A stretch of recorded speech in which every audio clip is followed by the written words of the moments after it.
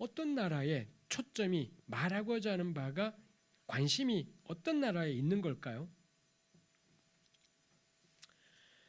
알지만 절대 말하지 않겠어. 그 자세로 지금 들으시는 거 아니겠습니다만 뭐 쉽지요. 사실 7절에 넷째 짐승이 나왔고 8절도 넷째 짐승입니다. 일단 할당된 분량이 넷째 짐승이 훨씬 길어요. 첫째, 둘째, 셋째보다 더 긴 분량이 할애되었고요.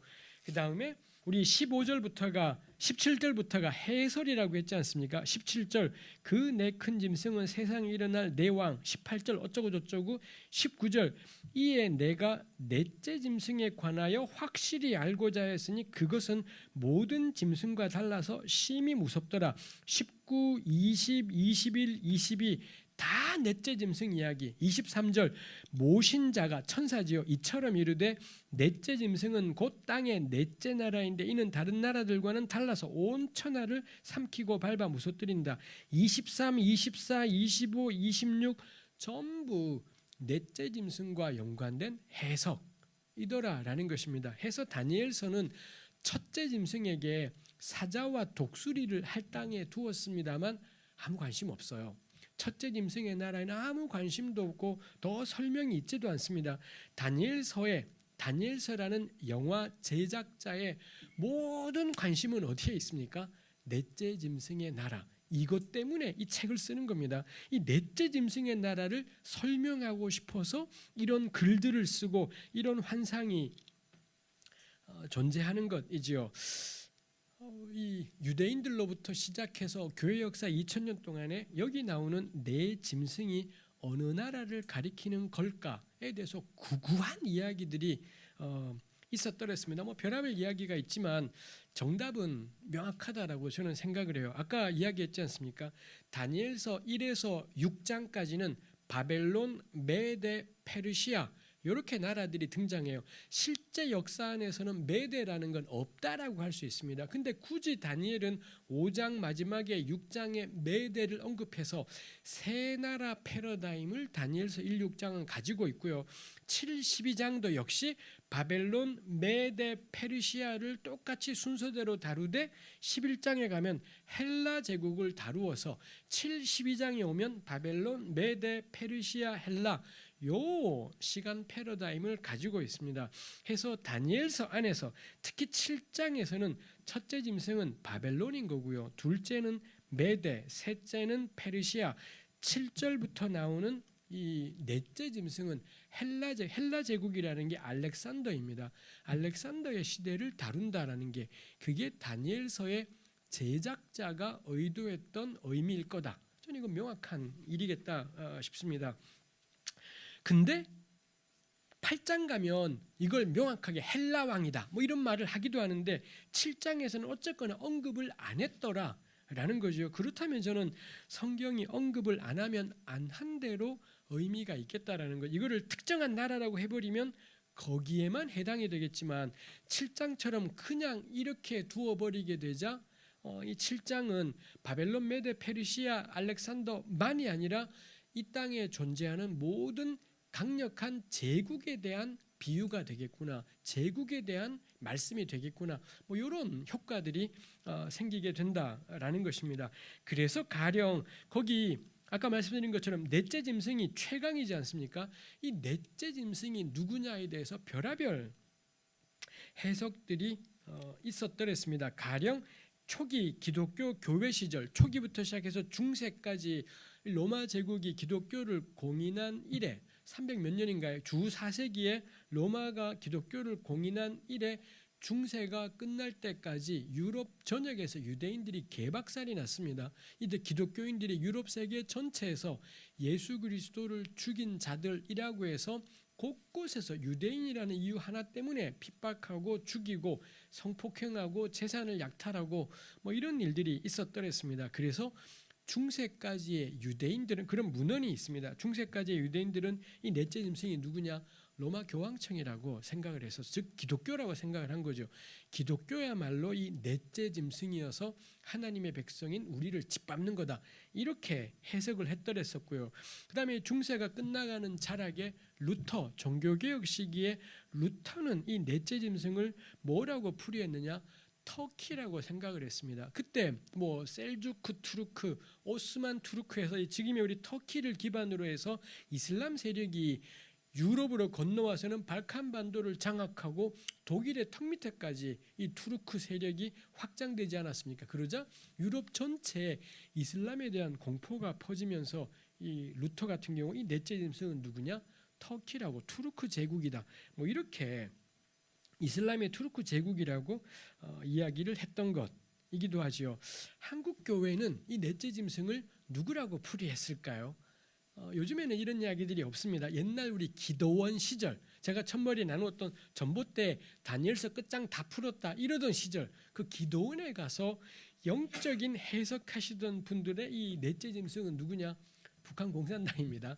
북한이야말로 이 넷째 짐승이라서 신앙을 핍박하고 억압한다. 뭐 이런 이야기가 있기도 했었습니다. 요거 제가 몇 가지만 소개했습니다만 감이 딱 오지 않습니까? 신앙인들은 언제나 자기들의 대적 세력을 넷째 짐승이라고 생각했구나. 자기들의 대적 세력인데 너무 센 거예요. 너무 세고 무서울 때 거기다가 넷째 짐승 뭐 이렇게 뭐 일종의 지 입맛대로 상대방 정죄하기 뭐 이런 도구로 요게 쓰이기도 했고요. 좋은 쪽으로 보자면 도무지 감당할 수 없는 강력한 제국이 존재할 때 그 제국 앞에 대가리 숙이는 걸 선택하는 게 아니라 그 제국을 넷째 짐승이라고 규정하는 겁니다. 그럼 거기에 머리 숙이지 않고 짐승에게 절할 수는 없기 때문에 끝까지 버티는 뭐 이런 것들이 가능해지게 되는 거죠. 전 그게 다니엘서의 참 중요한 의미겠다 싶습니다. 8장에 비해서 7장은 이 네 짐승을 어디라고 꼬집어서 말하지 않습니다. 다만 이렇게 두리뭉실한 표현을 통해 오고 오는 세상 속에서 제국에 대해서 고발하는 본문이다 싶은 거죠. 가령 우리 5절에 보면 곰이 있는데 이 곰은 그것이 몸 한쪽을 들었고 그 입에 잇사이에는 새 갈빗대가 물렸는데 그것에게 말하는 자들이 있어서 이르기를 일어나서 많은 고기를 먹으라. 한쪽을 들었다라는 건 또 무언가를 삼키려고 움키려고 그러는 거죠. 근데 이 속에는 이미 갈빗대가 3개나 물려 있어요. 이미 잡아 뜯어서 먹고 있는데도 모자라서 더 습겨가려고 하고 뒤에서는 누군지 알지 못할 존재가 더 먹어라 더 먹어라라고 계속 명확하죠. 제국주의의 본질. 이 제국주의는 약소국들을 아무리 집어삼켜도 절대 만족하지 않는 거죠. 뭐 제국주의뿐이겠습니까? 자본주의 기업의 특징이기도 하죠.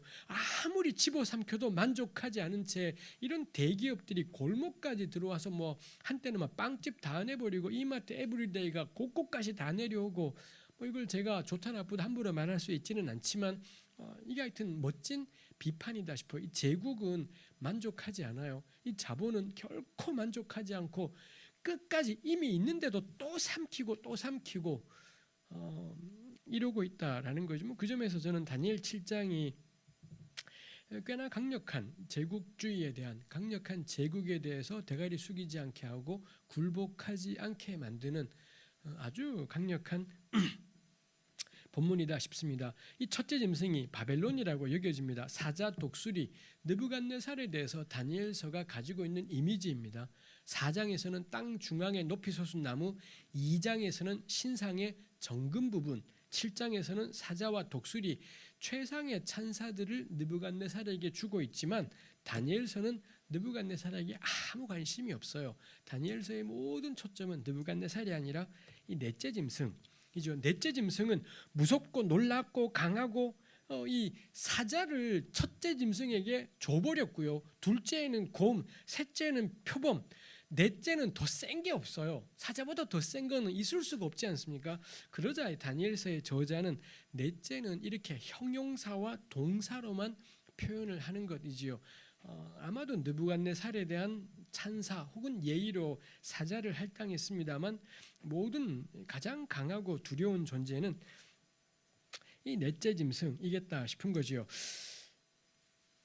이 알렉산더의 나라가 알렉산더가 그야말로 어마어마한 세계 제국을 이 그리스의 마케도니아부터 시작해서 마케도니아 그리스를 차지하더니 넘어와서 페르시아를 깨버리고 터키와 이란 이라크를 차지하더니 남쪽으로 내려와서 팔레스타인을 단번에 쓸어버리고 애굽까지. 그래서 주전 333년에 팔레스타인 전체가 팔레스타인과 애굽이 알렉산더의 수하로 알렉산더가 정복을 해버리는 거죠. 이 애굽까지 다 정복하고 나자 알렉산더가 동쪽으로 인도까지 진격해 가게 되고 그러다가 병사하게 되는 이런 일이 있지 않습니까? 정말 짧은 시간에 유럽에서부터 인도까지 인더스강 유역까지 어마어마한 영토를 장악했죠. 너무 영토가 넓었고요. 그래서 알렉산더가 죽은 다음에 곧바로 내분이 일어났고 알렉산더의 부하 장군 4명이서 이 알렉산더 제국을 나눠 가지기로 분할하기로 작정을 했지요. 그래서 이 내왕국 시대, 알렉산더 시대 다음에 바로 내왕국 시대가 존재합니다. 그게 우리 이 다니엘서에 계속 반영이 되고 있는 것이 있지요. 그래서 이 4개의 나라로 나뉘었고 그 중에 가장 대표적인 나라가 애굽을 차지했던 톨레미 왕조라는 게 있고요. 그 다음에 이란, 이라크 지방을 차지했던 셀류커스 왕조. 이 두 장군이 가장 처음에는 안 그랬었습니다만 애굽을 차지한 톨레미 장군, 이란, 이라크 쪽을 차지한 셀류커스 장군, 이 두 사람이 자기네 왕국을 점점 짱짱하게 키워가서 나머지 2개의 나라는 약해져 버렸고요. 그리스로 국한되어 버렸고 이 톨레미와 셀류커스가 계속 세력을 확장해서 로마한테 다 망해요. 주전 1세기에 로마가 등장하면서 셀류커스건 톨레미건 다 망하게 되지만 그때까지는 톨레미와 셀류커스가 고대 중동 지역 전체를 장악한 채 계속 자기네끼리 싸우는 이런 상황으로 된 것이 있지요. 우리 다니엘서 7장 12장이 그런 이야기들을 해주고 있습니다. 우리 8절까지가 내 짐승이었고요. 9절에 하나님이 등장을 합니다. 옛적부터 항상 계시니 하나님이 등장하고 하나님이 이기셨다라는 내용이 나오고 13절 14절이 그 유명한 구절이죠. 내가 또 밤 환상 중에 보니 인자 같은 이가 하늘 구름을 타고 와서 옛적부터 항상 계신 이에게 나아가 그 앞으로 인도되매 그에게 권세와 영광과 나라를 주고 모든 자들이 그를 섬기게 하였으니 그의 권세는 소멸되지 않는 영원한 권세, 그의 나라는 멸망하지 않는 나라. 이렇게 되어 있습니다. 정말 유명한 본문이지 않습니까? 인자는 사실 겁나 평범한 뜻이죠. 사람의 아들인 거니 그냥 구약 성경 시대 혹은 히브리어만 이런 표현이 있지 않습니다. 아람어나 고대 언어에도 사람을 가리켜서 고대 사람들은 사람이라고 하지 않고 사람의 아들 이렇게 표현했습니다. 그냥 평범하게 사람이라는 뜻이겠습니다만 하여튼 이 인자라는 말이 여기에 등장해서 사실 에스겔도 자기 자신을 계속 인자라 에스겔이 아니라 하나님께서 에스겔을 보고 에스겔아 이러는 적은 거의 없고 인자야.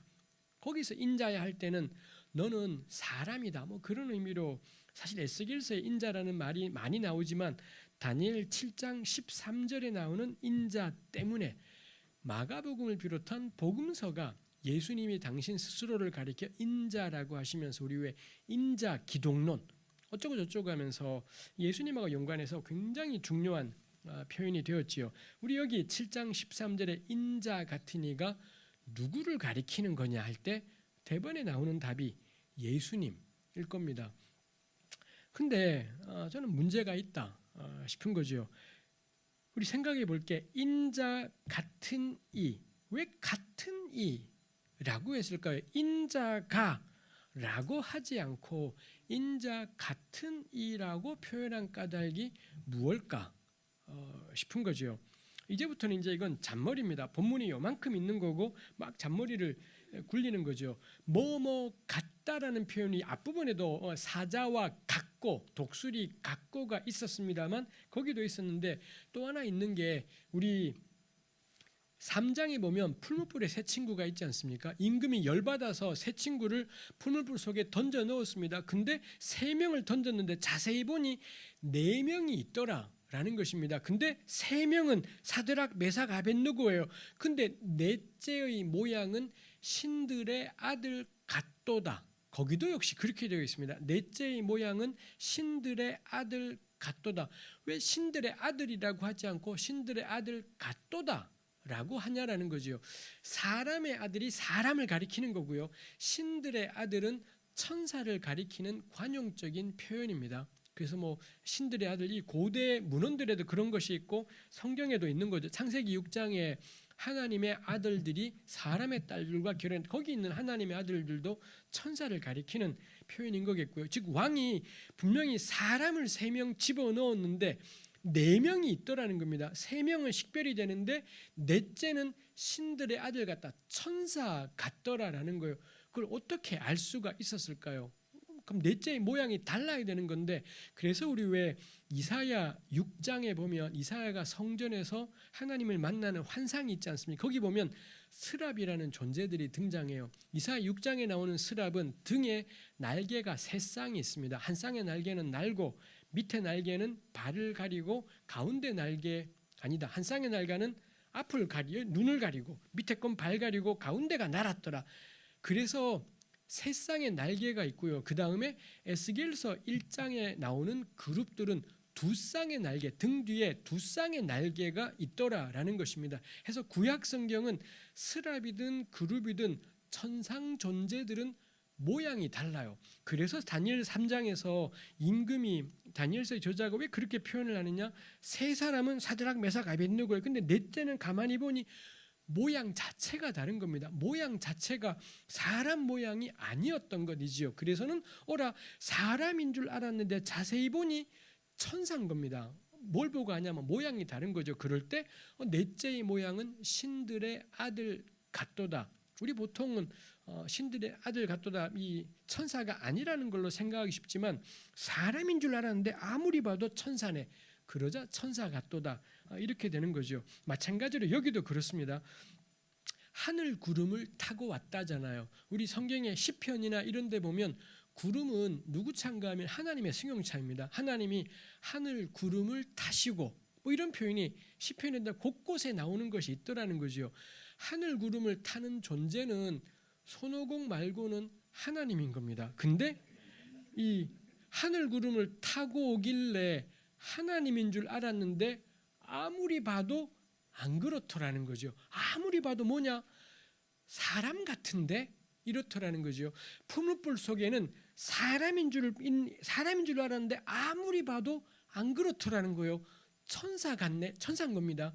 하늘 구름을 타고 오길래 신적 존재 천사인 줄 알았는데 아무리 봐도 사람이네, 요렇더라는 거죠. 풀무불 속에는 사람인 줄 알았는데 아무리 봐도 천사네, 신들의 아들 같도다.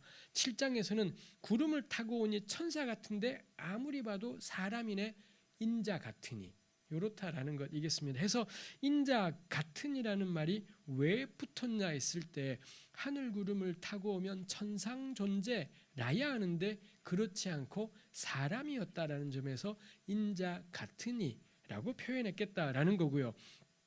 그럴 때 14절, 이 사람에게 나라와 권세와 영광이 주어진다.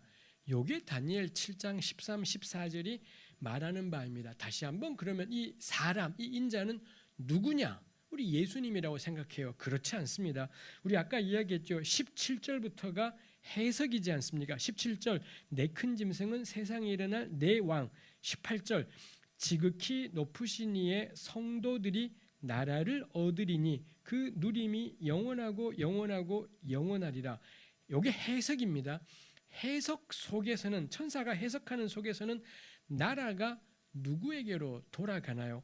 환상 속에서의 나라는 인자에게 돌아갔더라 했습니다. 해석 속에서의 나라는 누구한테로 돌아가나요? 예수님이지 않지요. 명백히 18절은 성도들이 나라를 얻는다 라고 그렇게 되어 있습니다. 18절뿐만이지 않습니다.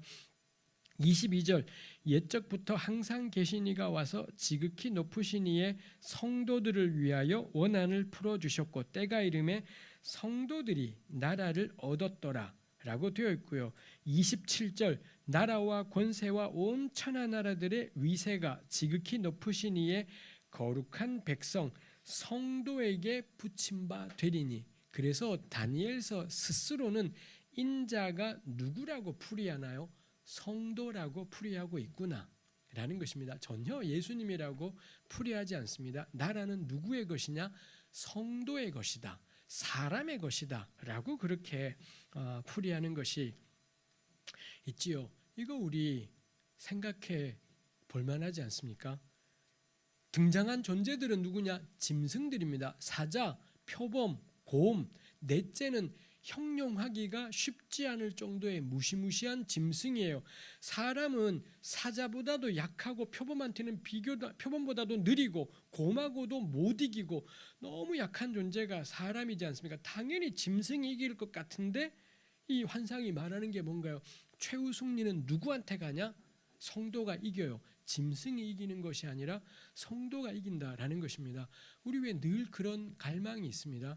내가 힘없는 사람을 도와주기 위해, 약자들을 지켜주기 위해 내가 좀 강해졌으면, 슈퍼맨이 되고 울트라맨이 되고 원더우먼이 되면, 그러면 내가 약자들을 이 나쁜 놈들로부터 지키고 보호하고, 우리 이런 마음들이 있습니다. 다니엘서는 그딴 생각 버려라 라고 이야기해요. 슈퍼맨이 세상을 구하는 게 아니라 울트라맨들이 세상을 살리는 게 아니라 누가 이기냐? 사람이 이긴다. 사람으로 살아가고 사람으로 존재하는 것. 이게 우리 다니엘서 7장이 말하고 싶은 거죠. 왜 이런 이야기겠습니까? 계속 짐승의 유혹 받아요. 저 짐승들을 무찌르기 위해서 나도 짐승이 되어서, 그래서 더 센 사람이 되어서는 무찌르려고 하는 것이 있지요. 이거 우리 멀리 있는 일이지 않죠. 교회가 짐승처럼 돼서 거대해지고 강력해지고 어마어마해져서는 세상을 이기려고 하는 게 있어요. 그건 짐승이지, 그건 이 하나님의 방법일 수가 없겠다 싶은 것을 우리가 이 생각하게 되는 것이 있죠. 그래서 이 본문이 참 중요하고 멋진 본문이 된다 싶습니다. 우리 능력 있다라는 것도 마찬가지지요. 저는 이거 열등감이라고 생각을 합니다. 다 우리 예수 믿는 사람은 우리 다 그렇잖아요. 멀쩡한 사람은 절대 예수 안 믿는 거 알지 않습니까? 우리가 멀쩡했으면 예수님 안 믿었을 겁니다. 맛이 같기 때문에. 그래서 제가 농담처럼 말하지만 옆에 사람 딱 찍어서 먹어보면 맛이 같구나라는 걸 대번에 우리 알 수 있습니다. 맛이 간 사람만이 예수 그리스도가 필요하고 예수님을 의지하고 의뢰하게 되는 것이 있지 않습니까? 그러다 보니 우리 안에는 능력 컴플렉스가 있습니다. 그래서 기도 겁나 세게 하고는 하늘의 능력을 덧입어서 하나님의 능력으로 충만하게, 저도 그런 기도를 겁나 많이 했었습니다만 시간 지나면서 이제 그런 기도는 하지 말아야 된다 싶어요. 그거 열등감입니다. 그 열폭입니다. 열폭이다 보니 교회가 능력 있고 내가 능력, 근데 우리 알잖아요. 예수 겁나 세게 믿었지만 우리 능력이 강해지지 않았다라는 것, 난 여전히 개뿔 별 것도 없다라는 것, 우리 이렇지 않습니까? 저는 교회는 능력 있어지지 않을 거다. 능력은 하나님께 있는 거고 교회는요 사람으로 존재해요. 연약하고 곤고한 채로 사람으로 존재하는 게 그게 하나님이 능력인 거지, 교회가 능력 있어질 수는 없겠다고. 능력 있는 그리스도인, 진짜 허망한 저는 표현일 거다 싶은 것이 있습니다. 그런 것들이 저는 음란일 거다 싶어요. 그래서 끊임없이 능력을 갈망하고 사모하고 그런 사람 보면 대가리 뒤밀고 난리고, 그런 사람 교회에 막 난리법석이고, 너무 음란하다. 이 야동을 봐서 음란한 게 아니라 끊임없는 힘에 대한 갈망, 끊임없는 힘에 대한 욕망, 정말 음란한 이 교회이다 싶은 것이 있지요. 예수께서 이 다니엘 7장 13, 14절을 인용하신 때가 있습니다. 그게 우리 마가복음 16, 14장입니다. 마가복음 14장, 예수께서 이 로마 군병들에게, 이 유대인들에게 잡히셨고요. 그래서는 대제사장의 사람들에게 잡혀서 끌려가서 공회, 사내들인이지요. 공회에 가서 재판받는 장면이 있습니다. 대제사장이 좌장으로, 공회의 좌장으로 앉아서 서기관, 이 사람들 다 앉혀, 장로 다 앉혀놓고, 이 공회 멤버들이 제사장, 서기관, 장로인 거죠. 이 사내들인 공회에서 예수를 앉혀놓고는 온갖 거짓 증언들을 막 해요. 막 온갖 구라들을 치면서 예수님에게 누명을 씌울 때 예수께서 한 말도 대답하지 않으셨다고. 우리 같았으면 난 그 말 한 적 없고, 난 그런 행동 한 적 없고, 내가 그런 말을 했을 때는 이런 의도에서 말했던 거고, 계속 그럴 것 같은데 주님은 한 말씀도 하지 않았습니다. 그러다가 이 대제사장이 마지막으로 너가 찬송받으실 자의 그리스도냐, 이런 말씀을, 즉 하나님이 보내신 메시아냐 이건 정말 함정 질문인 것이죠. 오이도와 맥락을 다 빼버린 채 함정에 빠뜨리려는 건데 예수님께서 이거는 개무시하는 게 딱이었을 겁니다. 이런 질문은 그냥 묵비권 이게 딱인데 한 말씀도 안 하시던 주님께서 그 질문 앞에서 내가 그니라, 즉 내가 당신이 말한 그대로 메시아라고 그리스도라고 이렇게 예수께서 증언하셨던 것이지요. 이거 참 놀랍습니다. 이 마가복음 14장 62절입니다만 내내 침묵하시던 주님이 그 한마디를 내가 그니라라고 대답하셨고요. 그러자 그 뒤에 대제사장은 옷을 찢고 당신 사형, 그 다음에 이 하인들은 그때부터 하는 게 예수님 때리기를 시작. 그 전까지는 안 때렸었는데 그때부터 때려요. 우리 마가복음에 유명한 게 메시아 비밀이라는 게 있지 않습니까? 마가복음 1장부터 예수께서 이적을 일으키고 귀신을 쫓아낼 때마다 사람들이 당신은 메시아입니다 이런 말을 하고 그때마다 주님께서 절대 말하지 마, 절대 말하지 마 해서 이게 우리 19세기 독일 학자들 일에 메시아 비밀이라고 해서 왜 예수께서 당신의 메시아됨을 귀신이나 나은 사람들이 증언하는 걸 왜 금지시키는 거지? 이게 우리 아주 유명한 수수께끼이지 않습니까? 유치하게 생각하면 왜 저런 거 있잖아요. 겁나 자랑하고 싶은데 막 와 대단해서 에이 뭘 말하지 마 하지만 속으로는 말해 우리 막 그럴 때가 있지 않습니까? 1번 예수께서 사실은 구라친 거다. 말해인데 절대 말하지 마. 그럼 기어이 말하고 설마 우리 주님께서 그러셨을 리는 없지 않겠습니까? 그렇다면 정말로 주님은 그딴 소리 하지 말라고 그렇게 금지를 하신 겁니다. 우리 생각에는 예수가 그리스도라는 건 귀신을 쫓아낼 때 병을 고칠 때 명확하게 드러났다 싶은데 오히려 주님은 그때 절대로 말하지 말라고 그런데도 사람들은 말했지만 예수님이 구라친 게 아니라면 정말로 진심으로 주님은 이런 것 가지고 그리스도라고 하지 말라고 명확하게 금지한 겁니다. 내내 못하게 하셨던 분이 당신 스스로 내가 그니라라고는 언제 말하느냐? 잡혀서 아무 힘도 없고 완전히 이리 치이고 저리 치이고 사형을 목전에 둔 겁니다. 그때 가서 당신이 그리스도냐? 내가 그니라. 즉 예수께서 보시기에는 그리스도 예수의 메시아 되심을 증언하기에 가장 적절한 맥락은 뭐냐? 잡혔을 때요. 가장 무력해지셨을 때, 가장 곤고하고 무기력해졌을 때, 그때야말로 예수가 그리스도라는 게 명료하게 드러난다라는 거죠. 근데 그분이 병 고칠 때, 이적 행할 때, 그때는 아니에요. 그때는 그리스도라는 말 하지 마라. 그때는 그딴 소리 하지 마라라는 건 언제 말하나요? 약해지면. 그래서 예수 그리스도에 대한 하나님의 아들에 대한 모든 거품들이 이 모든 찬사들이 사실은 인간의 욕망의 투사였구나. 사람들이 자기 욕망을 투사시키느라 강한 주님, 능력 있는 주님을 이야기하지만 정작 주님은 한사코 말씀하지 못하게 하시다가 잡히고 제자들 다 도망가고 완전히 홀로 남겨지자 이 권력자들에게 이리저리 치게 되자 이때야말로 내가 그리스도라. 이때가 예수가 누구신지가 가장 명료하게 드러난다라는 겁니다.